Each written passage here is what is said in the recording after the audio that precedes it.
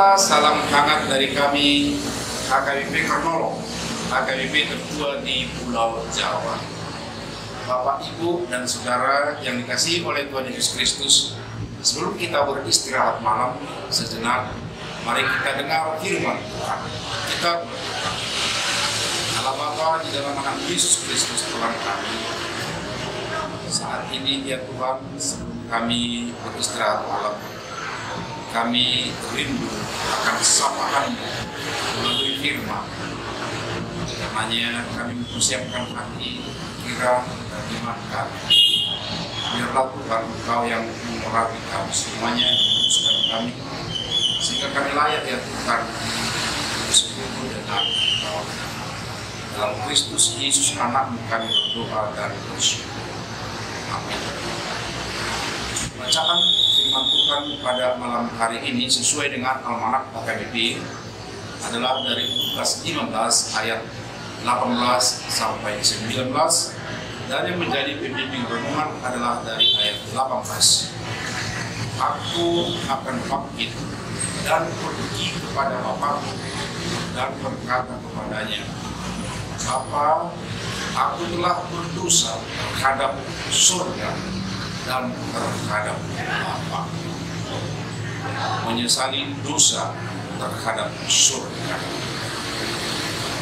Bahasa Batak, tinali gunung Siupi, nasau gunung Siala, so tung sumol soli diubi, dada sebaingok maswada.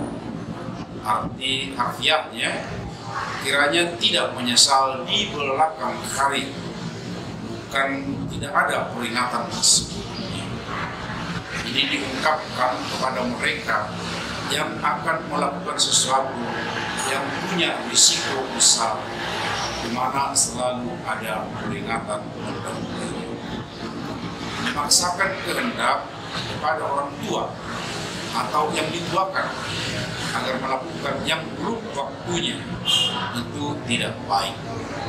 Kita diajar untuk menghormati yang lebih tua, apalagi orang tua sendiri, guru dan para pemimpin.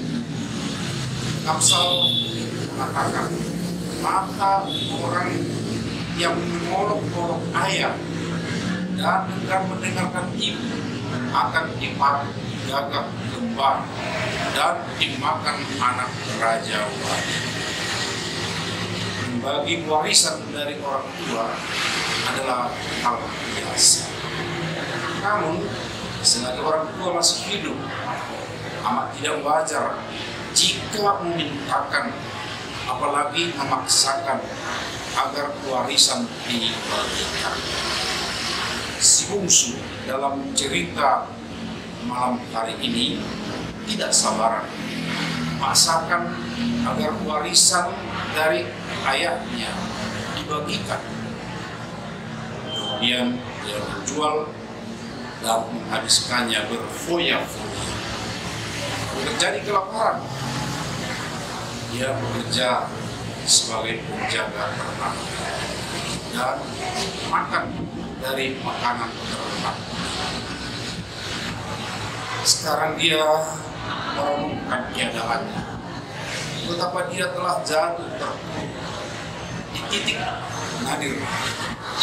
Biasanya dia senang di rumah orang tuanya, namun sekarang harus bersama ternak, dan makanannya pun adalah makanan kayak ternak. Karena itu dia bangkit, lalu menyadari bahwa dia telah berdosa, dan penyesalannya tidak tanggung-tanggung. Ketika dia menemui ayahnya, dia berkata, dia telah berdosa kepada Allah dan ayahnya sendiri.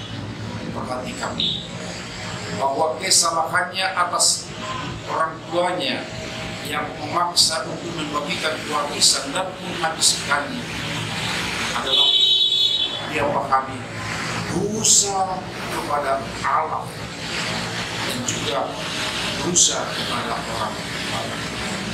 Amat berharga patrikan dalam benak kita semua bahwa dosa kepada siapapun pertama-tama kita berdosa adalah kepada Allah.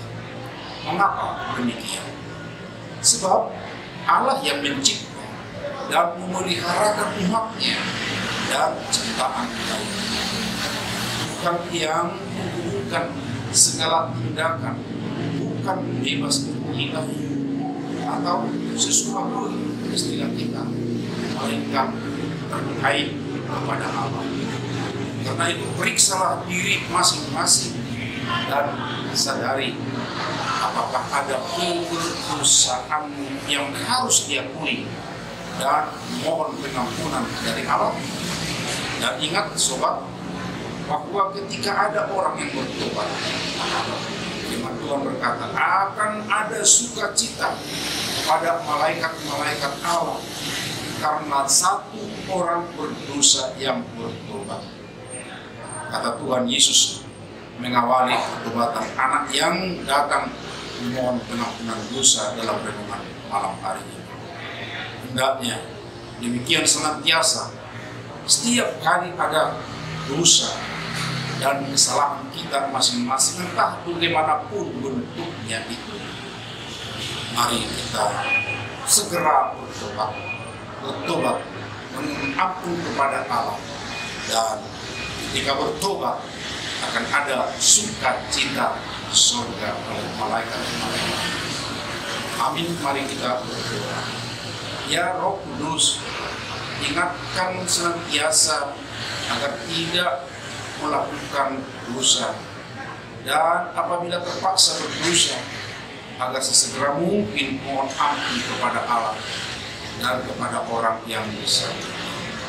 Dan bimbing kami selalu agar mau mengenali perlakuan dan menyadari kedosaan. Anugerah Tuhan Yesus Kristus, kasih setia Allah Bapa dan persekutuan dengan Roh Kudus menyertai kita semua. Amin.